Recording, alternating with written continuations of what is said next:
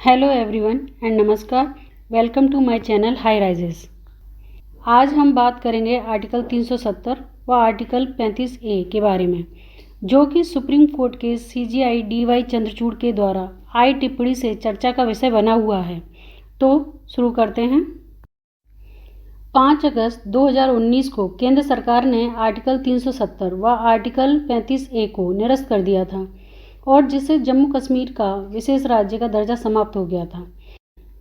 जैसा कि आपको पता ही है, भारत में जम्मू कश्मीर के लिए अलग कानून था और जम्मू कश्मीर को छोड़कर पूरे भारत में अलग कानून की व्यवस्था थी। लेकिन 5 अगस्त 2019 को केंद्र सरकार द्वारा जम्मू कश्मीर का आर्टिकल 370 व आर्टिकल 35A हटाने के बाद जम्मू कश्मीर का विशेष राज्य का दर्जा समाप्त हो गया। जम्मू कश्मीर का विशेष राज्य का दर्जा समाप्त होने के बाद जम्मू कश्मीर पुनर्गठन अधिनियम 2019 बना। In English the Jammu Kashmir reorganisation act 2019 के नाम से भी जाना जाता है, जिसे तत्कालीन राष्ट्रपति रामनाथ कोविंद ने 9 अगस्त 2019 को अपनी स्वीकृति दे दी।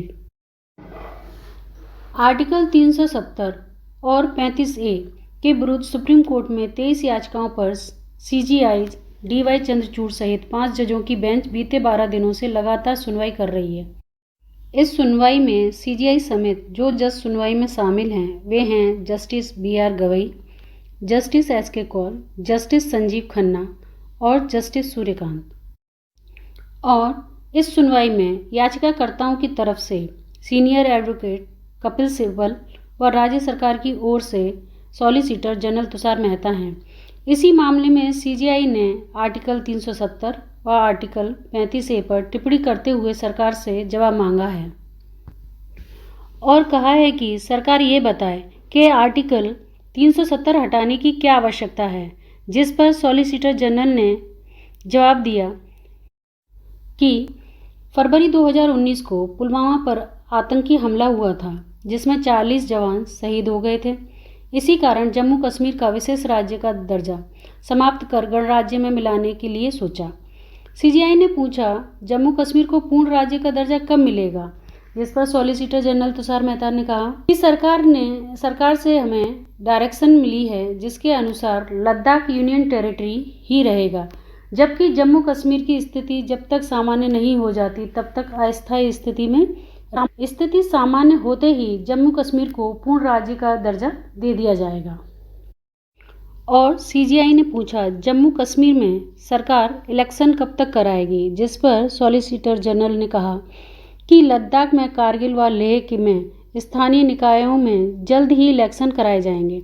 इन जवाबों पर सीनियर एडवोकेट कपिल सिब्बल ने कहा कि आर्टिकल 370 व 35A को सिर्फ संविधान सभा हटा सकती है और संविधान सभा सन 1957 में ही भंग हो चुकी है और इस समय देश में कोई भी संविधान सभा नहीं है, और जब देश में संविधान सभा ही नहीं है तो आर्टिकल 370 व आर्टिकल 35A को हटाना संवैधानिक नहीं है। CJI ने आर्टिकल 35 पर टिप्पणी करते हुए कहा कि आर्टिकल 35A से देश के नागरिकों के 3 मौलिक अधिकार छीने गए हैं। आर्टिकल 35A की वजह से कोई भी देश का नागरिक जम्मू कश्मीर के स्थानीय लोगों को छोड़कर जम्मू कश्मीर में ना तो किसी को नौकरी पाने का अधिकार है, ना ही जम्मू कश्मीर के किसी शैक्षणिक संस्थान में दाखिला पाने का अधिकार है, और ना ही जम्मू कश्मीर में ज़मीन खरीदने का अधिकार है। आपको बता दें, 5 अगस्त 2019 में आर्टिकल 370 35A हटने से पहले और बाद में देश और जम्मू कश्मीर में क्या परिवर्तन आया। तो 5 अगस्त 2019 से पहले सिर्फ जम्मू कश्मीर के स्थानीय लोगों को ही जम्मू कश्मीर में ज़मीन खरीदने का अधिकार था। दूसरा, नौकरी पाने व संस्थानों में दाखिला पाने का अधिकार सिर्फ जम्मू कश्मीर के स्थानीय नागरिक के किसी भी राज्य के लड़के से शादी करने पर लड़की को पैतृक संपत्ति से बेदखल कर दिया जाता था। लेकिन 5 अगस्त 2019 के बाद यही सारे अधिकार देश के सभी नागरिकों को प्राप्त हो गए। देश के सभी नागरिकों को जम्मू कश्मीर में ज़मीन खरीदने, नौकरी पाने और शैक्षणिक संस्थानों में दाखिला लेने का अधिकार प्राप्त हो गया।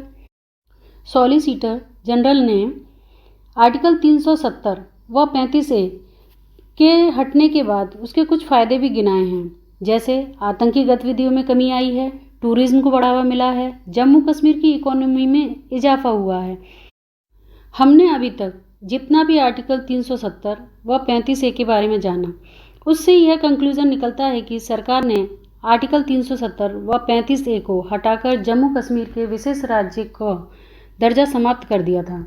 लेकिन याचिकाकर्ता फिर से आर्टिकल 370 35A बहाल कराकर जम्मू कश्मीर को विशेष राज्य का दर्जा दिलाना चाहते हैं।